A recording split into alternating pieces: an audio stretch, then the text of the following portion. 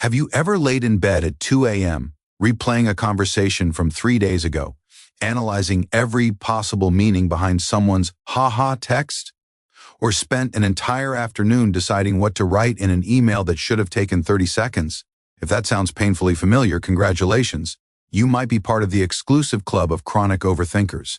Today, we're diving deep into the psychology of people who overthink everything, why your brain refuses to shut up, what's actually happening inside your head when you spiral, the hidden personality traits that fuel it, the surprising evolutionary reason this trait exists, and most importantly, what science says you can actually do about it. Let's begin. Part 1. What overthinking actually is and isn't. First, let's clear up a common myth. Overthinking is not the same as thinking deeply or being thoughtful. Deep thinkers solve problems, overthinkers create them. Clinical psychologist Dr. Susan Nolan-Hoeksema, who spent decades researching rumination at Yale and Stanford, defined overthinking, or more formally, rumination, as passively and repetitively focusing on the causes, meanings, and consequences of negative emotions or events without moving toward a solution. In simple terms, it's when your brain gets stuck in a loop of what if, why did they, and what does this mean about me, long after everyone else has moved on. There are two main flavors. 1. Rumination about the past. Why did I say that in the meeting? 2. Worry about the future. What if this decision ruins everything? Most chronic overthinkers do both, beautifully. Part 2. The personality blueprint of a chronic overthinker. So who becomes an overthinker? Research paints a remarkably consistent portrait. High neuroticism on the Big 5 personality scale. Neurotic people score high on emotional instability and negative emotion. They literally feel threats more intensely. Perfectionism, especially the maladaptive kind. A 2017 meta-analysis in personality and individual differences found that perfectionists are 51% more likely to suffer from clinical levels of rumination. High empathy and emotional intelligence. Yes, that's right. Your ability to read people deeply is the same skill that makes you torture yourself imagining. 47 possible interpretations of their silence. Low tolerance for uncertainty. Studies from the University of London show overthinkers experience physical discomfort when faced with ambiguity. Their brains treat not knowing like a threat to survival. People-pleasing tendencies. Many overthinkers grew up in environments where love or safety felt conditional on getting it right. If 4 or more of those just made you whisper, ouch, welcome to the club. Part 3. What's actually happening inside an overthinker's brain? Let's go inside the skull. fMRI studies show that during rumination, 2 key networks go into overdrive. 1. The default mode network, DMN. This is the brain's daydreaming and self-referential system. When it's too active, you're basically narrating your own tragic movie 24/7. 2. The amygdala, your fear and threat detector, stays lit up like a fire alarm that forgot how to turn off. Meanwhile, the prefrontal cortex, the rational CEO of the brain, gets exhausted trying to calm everything down. This is why overthinkers often feel mentally drained, even when they've done nothing physical all day. There's also a neurotransmitter angle. Chronic overthinkers tend to have lower baseline levels of GABA, the brain's main chill-out chemical, and sometimes altered serotonin signaling, which is why SSRIs can reduce rumination in some people. But here's the plot twist. Evolutionarily, overthinking once made sense. Part 4. The surprising evolutionary purpose of overthinking. Imagine you're a cave person 50,000 years ago. You hear a rustle in the bushes. Option A, assume it's the wind and go back to sleep. Option B, lie awake all night mentally rehearsing 17 escape routes and possible tiger attack scenarios. If you picked option A and it actually was a tiger, you died and didn't pass on your genes. If you picked option B, you survived, even if 99 times out of 100 it was just the wind. The anxious, overthinking brain was a feature, not a bug. In a world full of real physical threats, the paranoid ones lived. Fast forward to 2025.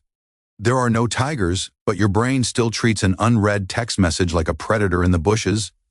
The alarm system is the same. The world has just changed. Part 5. The hidden cost nobody talks about. We all know overthinking feels awful, but the long-term damage is worse than most people realize. Depression. Dr. Nolan Hoeksema's 10-year longitudinal studies found that people who ruminate are 4 times more likely to develop major depressive disorder. Anxiety disorders. Rumination predicts the onset of generalized anxiety disorder, social anxiety, and even OCD tendencies. Physical health. A 2019 study in psychosomatic medicine linked chronic rumination to higher cortisol, weakened immune function, and increased risk of cardiovascular disease. Relationship damage. Overthinkers often engage in something called relationship churning, endlessly analyzing their partner's behavior, creating problems that weren't there. Decision paralysis. The more options you analyze, the less satisfied you are with any choice. A phenomenon called maximization, the opposite of satisficing. In short, overthinking doesn't just steal your peace, it steals your future. Part 6. Why just stop thinking about it is the worst advice ever. If you're an overthinker, you've definitely heard this gem: just stop thinking about it. That's like telling someone with asthma, just breathe normally. Thought suppression studies, starting with Daniel Wegner's famous 1987 white bear experiment, show that trying not to think about something makes you think about it more. The brain has to keep checking, am I still not thinking about the white bear? Boom, rebound effect. So telling an overthinker to just stop is not only useless, it's counterproductive. Part 7. What actually works? Evidence-based strategies. Here are the tools that research shows can genuinely reduce chronic overthinking. I'm ranking them by effect size from strongest to moderate. 1. Scheduled worry time. Most powerful. Set aside 15 to 20 minutes per day as your official worry appointment. When intrusive thoughts appear outside that time, gently say, "I'll think about you at 7 p.m. A 2018 study in behavior research and therapy found this technique reduced rumination by up to 65% in 4 weeks. 2. Cognitive diffusion from acceptance and commitment therapy. Instead of arguing with thoughts, label them. I'm having the thought that everyone hates me, or sing them in a silly voice. This creates distance. Meta-analyses show a CT reduces rumination as effectively as CBT. 3. Self-compassion breaks. Dr. Kristen Neff's research shows that treating yourself with the same kindness you'd offer a friend dramatically lowers rumination. The 3 steps: O, this is hard right now. Validate. O, suffering is part of being human, common humanity. O, hand on heart, kind self-talk. 4.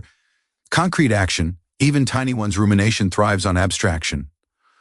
Force specificity. Instead of "I'm a failure," write down one small task you can do in the next 10 minutes. Behavioral activation breaks the loop. 5. Body-first interventions.